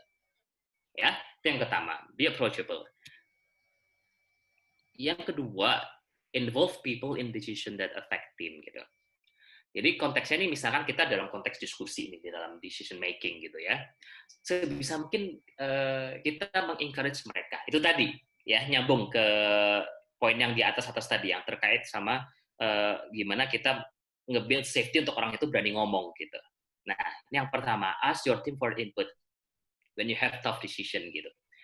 Di luar ternyata kita tahu bahwa ini decision ini cuman aku yang bisa menentukan gitu. Tapi itu bukan berarti jadi pertimbangan kita untuk tidak mengencourage teman-teman ngomong kayak gitu. Jadi itu yang pertama, ask your team for input gitu. Yang kedua, ketika sudah dapat input itu benar-benar fully into account gitu. Jadi di luar as a leader itu decision-nya itu dari kita gitu. Benar-benar kita reconsider pertimbangan ini. Jadi sebisa mungkin kita be mindful tadi gitu. Coba benar-benar ngevalidasi perspektifnya dia tuh dari sini gitu. Jadi itu yang membuat kita bisa respect, itu yang poin ketiga, kita bisa respect orang lain kayak gitu. Nah, selanjutnya mungkin teman-teman, iya tapi di tim nggak semua tuh berani ngomong gitu. Ternyata nggak semua orang tuh karakternya berani ngomong mas gitu misalkan. Oh iya nggak apa-apa gitu. Kita respect gitu, bukan berarti kamu nggak ngomong-ngomong sih gitu. Oh nggak ngomong dong gitu. Jadi awalnya niatnya kita nge-build safety malah insecure gitu ya. Jadi di satu sisi kita coba respect gitu jadi mereka memang cara kerjanya, cara mainnya dia itu lebih banyak mendengarkan gitu. Kerjanya dia itu waktu lagi bekerja, jadi talkless emang dia gitu. Nah itu leaders yang lebih tahu harusnya, oh orangnya lebih banyak ini gitu. Tapi teman-teman terus encourage gini, si A gimana, ada pendapat gitu? Belum ada Pak, oke. Ya udah gitu. Tapi tetap di encourage gitu. Sesering mungkin di encourage. Jadi tanpa menjudge orang itu bahwa dia nggak berani ngomong, kok kamu nggak berani ngomong, akhirnya ya malah sebaliknya yang awalnya kita nge-build safety dengan menyampaikan ayo semua ngomong gitu, tapi malah kontradiktif, malah bikin unsafe orang tersebut gitu. Jadi try to respect with no judgment terhadap orang itu, karena pasti orang itu punya reason gitu. Nah, jadi balik yang pertama tadi, sebisa mungkin banyak ngobrol sama orang itu kayak gitu ya. Jadi itu ya. Yang kedua, involve people in decision making. Yang ketiga, harus sampaikan ekspektasi yang jelas ke tim members atau antar peers itu jelas gitu. Caranya gimana? Bisa jadi gini, orang yang nggak perform, orang yang nggak sesuai orang yang nggak perform itu bukan karena dia nggak jago gitu, bukan karena orangnya itu ya secara skill yang nggak bisa, simply karena ekspektasinya nggak ketemu gitu, nggak sama ekspektasinya gitu. Nah, gimana dong kita as a leaders atau as a peers untuk ngebantu tim kita punya ekspektasi yang sama gitu. Nah, regularly talk gitu. Poinnya sama tadi, terkait sama ngobrol, tapi kalau ini lebih ngobrolnya tentang menurut kamu performa yang bagus tuh kayak gimana sih?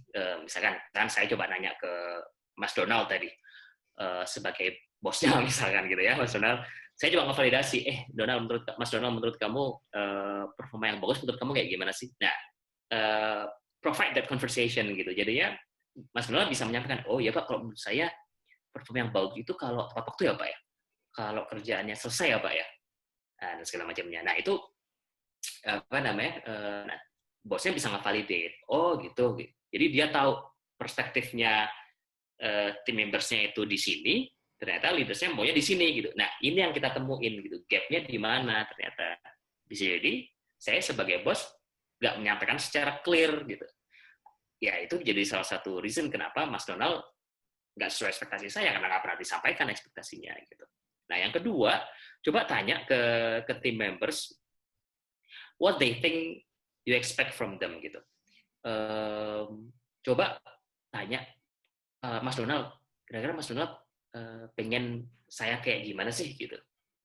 Gitu yang pertama. Atau yang kedua, Mas Donald, menurut Mas Donald dikatakan dikatakan di role ini sukses tuh kayak gimana sih gitu. Jadi itu yang nge-validate ekspektasi itu biar nggak miss gitu. Sehingga sebenarnya itu nggak ada lagi yang namanya underperform gitu. Nah, kalau misalnya konteksnya ekspektasinya jelas, goals-nya jelas, ternyata nggak perform. Nah, itu balik lagi konteksnya leadership misalkan ya. Kan ada tuh yang situational leadership seorang leader tahu dia orangnya pengen ngerjain tapi nggak punya capability, atau dia punya capability tapi nggak mau ngerjain. Nah, itu ada stance-nya kapan dia harus ngedirect, kapan dia harus ngedelegate, kapan dia harus benar-benar ngelepas gitu. Itu ada case lain gitu. Ya. Dan yang ketiga adalah ini bahasa istilah di Scrum ya, yaitu ngadain retrospective session, atau kalau bahasa kita lebih ke review session gitu. Jadi review session itu lebih ke tentang as a team kita, as a personal gitu. Apa sih dalam konteksnya tim, apa sih yang perlu di-improve dalam sisi kolaborasinya, prosesnya apa sih yang kurang gitu. Nah itu dilakuin secara reguler gitu. Nah ini relevan banget nih. Jadi kalau kita lagi Zoom atau mungkin pakai tools yang lain, kondisi online, semua lagi WFA, itu kita bisa ngadain tuh secara reguler tiap 2 minggu sekali ya gitu, atau berapa sekali gitu. Itu tujuannya buat ngevalidate. Jadi kita bisa tahu ekspektasi satu sama lain kayak gimana.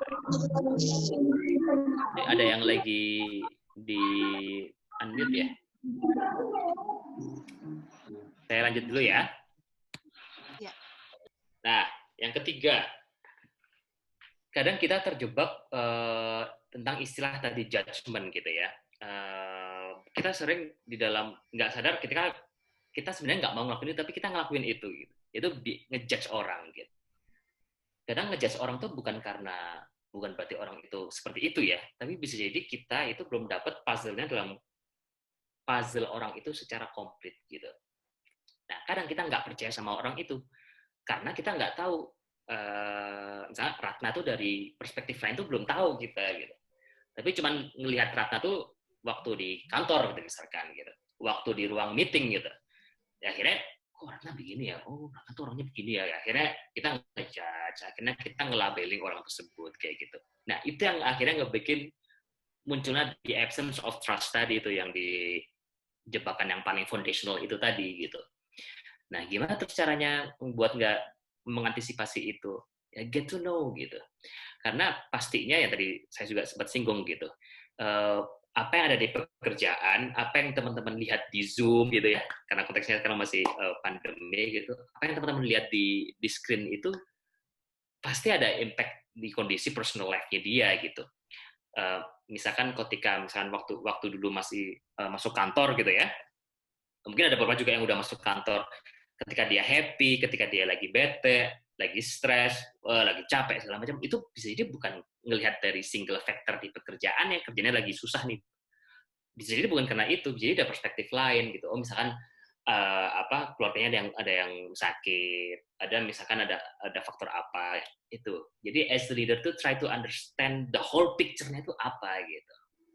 Nah itu ya. Terus yang kedua itu tadi saya sempat nyinggung tentang human gitu. Kita treat employee, kita treat peers kita itu as a human being ya, manusia gitu. Not just an employee gitu. Employee yang ya udah kamu masuk sini kan, kamu dibayar kayak gini kan, kamu harus kerjain kayak gini ya gitu. Jadinya human sense-nya akhirnya hilang gitu.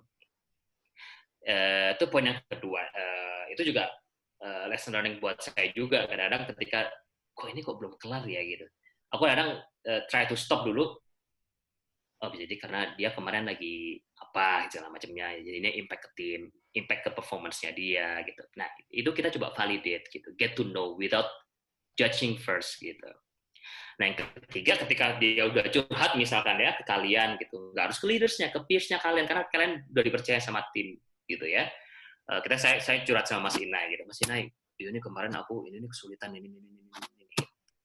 Nah, ini yang paling kritikal nih ya. Ketika udah curhat, quite confidential dan dia langsung verbally ngomong, Mas Inai jangan ngomong ke yang lain dulu ya, jangan ngomong ke bos dulu ya, saya takut nih gitu misalnya. Tapi karena tujuannya pengen bantu, tapi niatnya bantu, tapi nggak sadar dia bilang ini ya, kata ini bos si Randy bilang ini. Wah itu udah trust-nya udah mulai rontok gitu, saya terhadap si orang tersebut gitu. Jadi sebisa mungkin keep confidential sesuatu apapun yang orang itu sudah sampaikan ke kita, kalau kita jangan rahasia, jangan disampaikan ya gitu. Gitu. Kalau teman-teman lihat ya sampai ke poin ini itu hampir semua tuh lebih ke human sense gitu. Karena trust itu ya saya belum tahu ya. Saya belum tahu apakah trust itu bisa dialgoritma jadi mesin, jadi orang mau percaya ketika ngikutin code-nya begini gitu. Belum tahu ya. Oke. Nah, ini nyambung yang tadi ya, show your appreciation gitu. Banyak mengucapkan apresiasi gitu. Nggak ada yang namanya apresiasi yang terlalu banyak gitu. There is no such a thing appreciation too much gitu.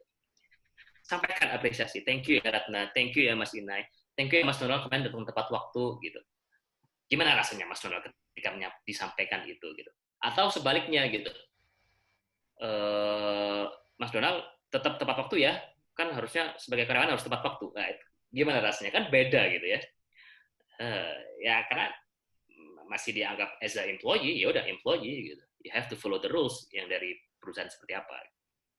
Yang kedua, apresiasi ini nggak cuma kalian sampaikan thank you ya Mas Donald udah ngerjain project ini gitu, sampaikan juga gimana cara Mas Donald tuh bisa ngerjain. Aku appreciate banget karena Mas Donald udah ngebantu bagian ini, bagian itu Mas Donald akhirnya tahu oh bagian ini yang nggak bagus yang harus aku pertahanin kayak gitu. Nah, cuma konteksnya leaders, antar peers pun juga gitu, antar Mas Donald ke Mas Inai, Mas Donald ke Mas James, Mas Donald ke Ratna gitu. Jadi itu yang muncul rasa itu tadi ngebentuk saling percaya gitu, ngebentuk trust. Nah, terus yang ketiga, nah ini karena ingat-ingat message-nya saya waktu webinar gitu ya, oh kita harus kasih apresiasi gitu. Akhirnya kita ngapresiasi hanya karena harus apresiasi gitu. Yaudahlah, menggugurkan kewajiban gitu. Jadi saya never praise for the sake of praising gitu. Hanya karena adalah ya makasih ya gitu. Mantap gitu. Kadang-kadang kita mantap keren gitu. Apanya yang keren gitu? Apanya yang mantap gitu? Kan nggak jelas gitu. Jadi orang tuh bisa tahu lah ketika pujian itu sincere, ikhlas atau enggak gitu ya. Jadi itu sebisa mungkin ketika kita ngasih apresiasi yang benar-benar thank you ya bro gitu. Udah ngelakuin ini dan segala macamnya gitu. Ya.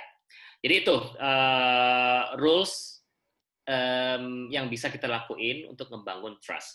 Jadi sebenarnya rules-nya ini lebih dari 10 ya kalau dari di bukunya itu ya. Tapi saya coba digest rules-rules-nya ini yang lebih relevan, yang kiranya mungkin poin yang 1, poin 2 itu kurang lebih mirip. Saya coba digest. Jadi ini beberapa poin yang coba saya angkat untuk bisa ngebangun trust di dalam timnya gitu. Itu Ratna untuk yang sebab yang ketiga. Oke, siap. Terima kasih Mas Ren. Kita masih punya waktu kurang lebih 5 menit lagi sebelum siap. Nggak kerasa ya, udah hampir 85 menit kita discuss. Seru banget.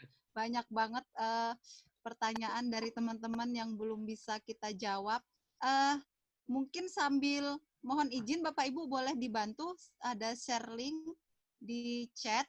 Mungkin boleh sambil dibantu diisi sambil kita ngisi waktu terakhir. Mas Ren, ada satu pertanyaan nih Mas Ren dari Mbak Kurnia Sari. Mbaknya penasaran banget nih sampai 2 kali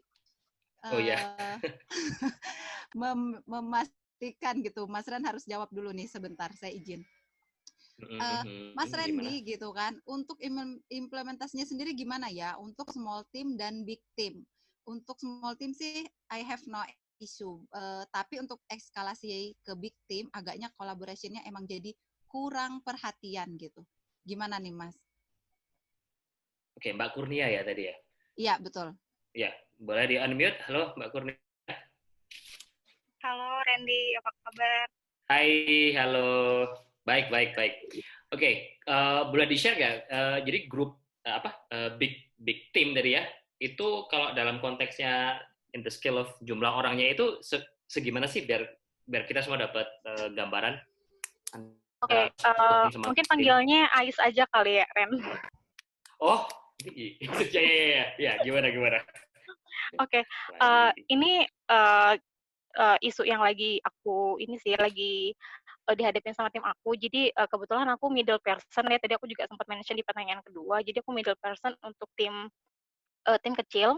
Kurang lebih ada 6 orang di tim aku. Kalau ini sih sebenarnya ilmu-ilmu dari Randy ini udah aku terapin gitu, dan so far udah istilahnya udah aman. Aman itu bukan berarti tanpa konflik, tapi justru kita udah dalam tahap bisa memanage internal team, baik dari saling backup, kemudian menyampaikan apa yang kurang, apa yang lebih, kayak gitu sih. Dan juga dari sisi kepercayaan juga udah oke gitu, karena menurut aku mungkin karena masih manageable ya, masih bisa di bawah 10 orang tuh menurut aku masih bisa dipantau satu persatu gitu, masih bisa dilayani satu persatu. Nah, ini justru terakhir nih ya, justru isu yang sedang tim aku hadapin adalah justru lack of trust di tim besar gitu. Jadi justru malah dari eksternal gitu, kayak kurang apresiasi atau mungkin kurang kolaborasinya mungkin justru yang harusnya nih dikerjain sama tim lain gitu ya, di luar tim kita, justru malah jadi di backup sama tim.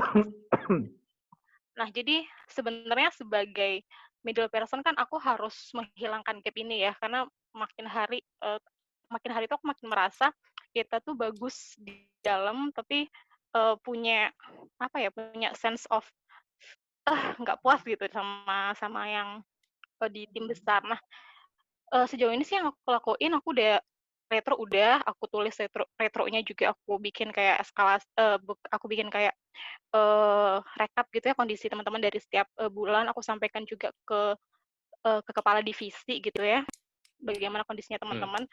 Tapi agaknya memang karena tidak ada action setelah itu, jadi teman-teman merasa kayak ini sebenarnya Mbak Ais-nya yang tidak menyampaikan atau memang nggak ada action gitu. Tapi kalau dari mereka sih sebenarnya aku udah sampaikan, aku udah teruskan ini dan mereka oke, iya. Jadi itu masih ada gitu kayak kok kita dianggap, kita jadi kurang perhatian karena kita dianggap tim yang aman gitu, tim yang hidup sendiri gitu.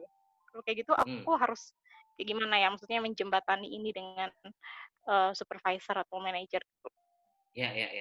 Oke, menarik. Thank you, Is, pertanyaannya. Mungkin sebelum kejawab, teman-teman ada pendapat, ada masukan terkait sama pertanyaan Is tadi.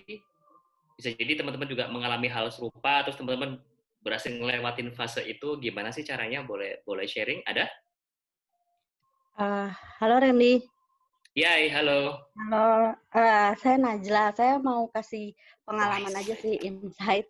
Jadi saya juga pernah di kejadian yang mirip dengan Mbak Ais. Jadi, ketika retro itu timnya ngerasa tidak ada hal yang di follow up, kayak kurang terperhatikan gitu. Nah, salah satu hal yang saya coba, tapi saya belum tentu ini cocok juga ya di timnya Mbak Ais. Jadi waktu itu saya dapat insight dari salah satu atasan saya. Memang retro yang baik itu retro yang selalu di follow up ya, ada hasilnya gitu. Nah, waktu itu saya coba adalah dengan mengukur hasil retronya. Jadi sebelum saya bicara tentang action point, saya coba tanya ke tim, gimana kita bisa melihat kalau hal ini sudah terselesaikan dengan baik gitu. Contohnya waktu itu, misalnya ini dari masalah dokumentasi ya, saya ambil contoh kecil, masalah dokumentasi. Gimana tim bisa mengukur kalau dokumentasinya sudah baik gitu. Nah, waktu itu saya coba dengan seperti itu sih, dan untuk menjembataninya dengan pihak manajerial juga cukup yang saya alami sih cukup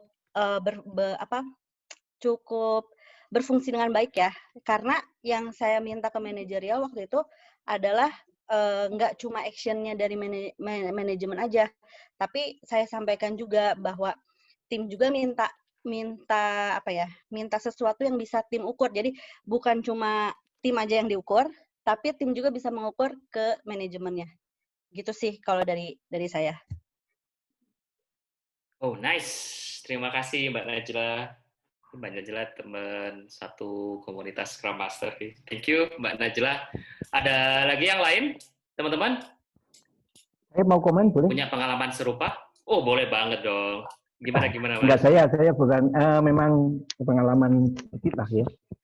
Tapi yang pertama, Mas Randy menyampaikannya luar biasa bagus ya.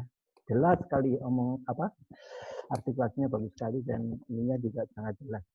Dan topik yang diambil hebat ini. Saya punya beberapa hal yang mungkin teman-teman yang lain juga bisa menyimak. Yang pertama itu membangun kebiasaan untuk berorientasi pada hasil. Ini satu hal yang sangat penting. Membangun kebiasaan untuk berorientasi pada result. Karena kalau tidak berorientasi pada result, itu memang kita sulit untuk bicara yang bisa kemana-mana gitu. Jadi memang menurut saya membiasakan untuk berorientasi pada result ini penting. Setahu saya belum semua perusahaan itu bisa membangun itu. Ya. Banyak yang sibuk tak menentu, tapi misalnya enggak jelas. Yang kedua, yang penting sibuk, itu dan ini yang membangun kebiasaan apresiatif ini yang tidak mudah, Pak. Karena apa? Banyak juga masyarakat kita yang lebih suka mengkritik. Ya, mengapresiasi itu memang perlu kebiasaan dan ini perlu dibiasakan dalam. Ngomongnya deketin ke mic, Pak. Ya. Suaranya kecil, Bapak. Mohon maaf. Suaranya kecil, masa sih? Halo? Nah, sekarang gede. Oke. Yang ketiga, Mas, menurut saya cepat-cepat menyelesaikan konflik kalau terjadi konflik. Jadi cepat-cepat menyelesaikan untuk tidak dibiarkan didiamkan, tapi diam-diam nanti melebar konfliknya itu. Jadi kalau pada waktu meeting dengan kelompok itu terasa ada konfliknya, bisa diselesaikan kalau terlampau panas ya diselesaikan 4 mata, tapi secepat mungkin ya, walaupun mungkin yang namanya cepat bisa 3-4 hari. Ya. Saya rasa catatan saya yang terakhir adalah tadi yang Mas Randy sudah sampaikan, yaitu ada pertemuan atau meeting yang sifatnya itu informal tapi menyenangkan. Informal. Dan menyenangkan. Ini saya pikir salah satu hal yang sangat penting untuk menurunkan tensi sehingga tidak ada keinginan untuk saling mengkritik.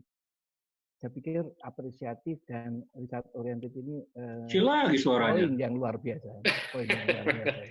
Yes. Terima kasih Mas Randy. Terima kasih Mas. Oke. Sebelum ngerespon Mas, saya coba tuntasin dulu ya. Ini masih kebuka nih pintunya yang dari pertanyaan si Mbak Ais atau Mbak Ais tadi. Oke. Thank you Mbak Najwa tadi. Jadi benar-benar pengalaman dari Mbak Najwa sebelumnya ya, ketika pernah ngalamin hal serupa nih kayak gitu. Tambahan sedikit dari saya kok case-nya trade yang tadi ya, awalnya small team sudah oke nih. Ketika lebih ke big team, secara number of people-nya lebih banyak, involvement-nya gitu. Itu gimana ya biar tetap spirit transparansinya terbuka sama lain itu bisa tetap terjaga kayak gitu. Yang pertama coba divalidate ini Mbak Ais, mereka yang punya authority sebagai either itu manager atau sebagai leaders yang punya authority lah gitu. Coba validate apakah mereka on the same frequency sama Mbak gitu. Dalam konteksnya kita pengen timnya itu open gitu. Kita pengen timnya itu safe untuk say anything gitu di dalam tim gitu. Coba validate dulu gitu. Mungkin salah satu referensinya itu di bukunya Leading Change ya, karangannya si John Kotter ya. John Kotter, Kotter gitu. Itu ada 8 cara ini untuk bisa ngebangun perubahan. Perubahan itu bukan berarti yang sangat ini ya, sangat berubah 180 derajat itu. Mungkin tapi lebih ke gimana cara kita tetap bisa nge-influence tim yang lebih besar lagi gitu. Salah satu poin pertama yang disampaikan sama John Kotter itu adalah membangun sense of urgency gitu. Sampaikan urgensinya apa gitu. Apa yang membuat ini menjadi penting gitu. Bisa jadi tim leaders atau manajer-manajer yang masuk ke skala yang lebih besar lagi grupnya, mereka belum menemuin misalkan retrospektif gitu ya, atau sesi review saling nge-review proses kolaborasinya. Bisa jadi mereka belum ngelihat ini penting gitu. Ini ngapain sih harus ngobrolin tentang kolaborasi, harus ngomongin tentang ya kemarin kurang bagus di sini gitu. Yang penting langsung kerjalah gitu misalkan. Kita nggak bisa langsung menjudge ini orang ini nggak care sama kolaborasi gitu. Jangan dulu gitu. Jadi kita masih belum dapat full puzzle sih orang itu gitu. Tapi dalam konteksnya ini untuk ngebangun perubahan dalam arti safe environment di tim yang lebih besar, coba Mbak Ais sampaikan itu sense urgency-nya kayak gimana sih kayak gitu. Coba validate ke leaders-nya, managers-nya. Do they have the same frequency atau enggak gitu. Itu dulu gitu. Itu yang pertama. Ada lagi yang kedua, ngebangun koalisi. Koalisi itu kayak, oke, apakah Mbak Ais itu cuman the only person yang pengen perubahan ini gitu? Coba validate. Selain timnya Mbak Ais, siapa lagi? Iya. Boleh. Saya potong. Timebox ya? Sudah overtime, kurang lebih 10 menit, Mas. Oke. Langsung 10 menit ya? Mohon maaf Bapak Ibu ya. Oke. Thank you. Aduh, maaf banget ya. Ya, jadi itu ya. Ais bisa coba googling leading change, itu ada 8 steps, itu mungkin bisa jadi reference buat timnya gitu ya. Semoga bisa ngebantu gitu. Kalau enggak nanti kita bisa ngobrol lagi ya. Terus yang tadi Mas Susetio, thank you apresiasinya. Justru ini aku banyak belajar dari teman-teman semua di sini. Terus yang terkait sama membangun orientasi hasil gitu ya. Bisa jadi masih ada nih perdebatan antara proses sama result. Mana yang lebih baik? Bukan lebih baik. Mana yang lebih dulu gitu. Bisa jadi untuk sekarang itu bisa fun gitu. Karena proses dan hasil itu sangat-sangat saling keterkaitan gitu. Nggak mungkin hasilnya bagus kalau prosesnya jelek. Kalau misalnya prosesnya baik, sebisa mungkin hasilnya bisa jadi baik gitu. Nah, poinnya adalah do not put proses as the least priority gitu. Nggak dijadikan proses itu prioritas paling akhir. Udah urusannya gampang lah, yang penting hasilnya begini. Yang penting statement ini yang nggak bahaya gitu ya. Jadi kita bagus, kita harus fokus sama result, tapi prosesnya kita juga harus validasi bareng gitu. Kalau biasanya kalau Mas Denny ya, yang udah ngelakuin 4 sesi tentang Agile HR itu, kalau di Scrum ya, inspect and adapt terus gitu. Apa yang bagus, apa yang kurang, kita benahin gitu. Kita kurang ini, kita improve next-nya. Kita udah bagus di sini, gimana dipertahanin gitu. Jadi inspect sama adapt-nya itu jalan terus gitu. Jadi feedback loop-nya jalan. Jadi nggak cuma result-nya doang, tapi prosesnya jebot gitu. Prosesnya ternyata fatal gitu. Itu harus dijaga gitu ya. Ya. Terus kritik, yes, it happen. Beberapa perusahaan di tempat ketika saya bekerja pun ada pengalaman kayak gitu. Orang cuma bisa kritik nih misalkan gitu. Kan gemes gitu ya. Nah, itu yang sekarang saya coba bantu nge-coaching dia bahwa kamu udah bagus nih kritik. Udah bagus nih, appreciate dulu gitu. Thank you ya udah berani kritik. Nah, akan lebih baik lagi ketika teman-teman menyampaikan kritik juga ada alternatif solusi gitu. Alternatif ya, bukan berarti kalau minta solusi itu yang pasti bakal dikerjain, enggak. Alternatif solusi. Jadi kita dapat perspektif lain gitu. Nah, itu coba Mas Sucetyo coba encourage timnya, thank you ya sudah ngasih kritik. Nah, kamu ada saran nggak gitu? Ada saran perbaikan nggak gimana gitu. Nah, itu bisa encourage dia buat ngebantu environment-nya juga lebih safe kayak gitu. Terus lebih cepat menyelesaikan konflik ya. Konflik itu seni ya, ngurusin konflik itu seni gitu. Tapi bukan berarti dihindari ya. Konflik di satu sisi itu bagus untuk ngebangun tim kita nggak dysfunction. Gimana cara nge-solve-nya? Ya, seninya gimana? As a human, ngobrol dulu personally gitu. Gimana Mas Sucetyo gitu. Gimana yang mau rasain gimana kemarin gitu. Atau biasanya kita ngelakuin pakai teknik coaching gitu. Jadi sebisa mungkin ngasih pertanyaan-pertanyaan nggak ngejudge gitu. Itu mungkin bisa ngebantu. Jadi timnya nggak berani konflik, tapi konflik tetap ada, berani mengkonfront, tapi dengan in healthy way kayak gitu. Ya, itu teman-teman. Jadi dari yang saya sampaikan tadi, ya aku tutup. Aku tutup ya. Overtime banget. Terima kasih Bapak Ibu, teman-teman yang sudah kasih kesempatan buat saya dan Mas Randy. Saya mendampingi Mas Randy malam ini. Sebelumnya kita foto bersama dulu boleh ya? Boleh nyalain videonya dulu. Kita foto 1 menit sebelum kita closing. Oke, boleh dinyalain dulu. Boleh banget. Boleh. Saya yang pandu, teman-teman ya. Kita foto bersama dulu. Oke, mulai dari slide pertama. Saya pandu ya. Oke, 1, 2, 3. Bilang buncis. Buncis. Sama ayam goreng. Siap-siap. Karena nggak kelihatan slide, senyum terus aja, ditahan ya. Kurang lebih 1 menit is oke. Oke. Saya buncis.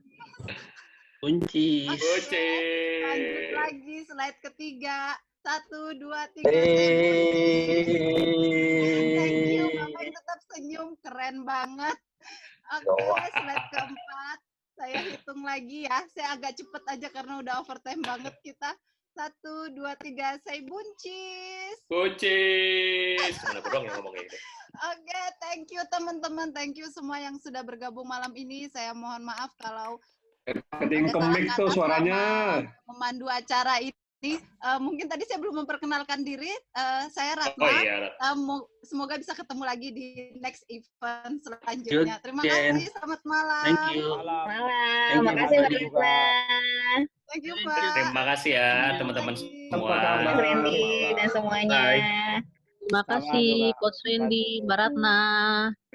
Thank you, Mbak. Thank you Mbak Ratna, Mas Randy. Terima kasih Mbak Ratna dan Mas Ran. Selamat malam. Malam, Mbak. Terima kasih banyak. Sama-sama. Enak nih pakai bahasa Indonesia, cocok, bisa didengerin semuanya, ngerti, banyak yang nanya. Alhamdulillah, semoga bermanfaat. Terima kasih Suroso.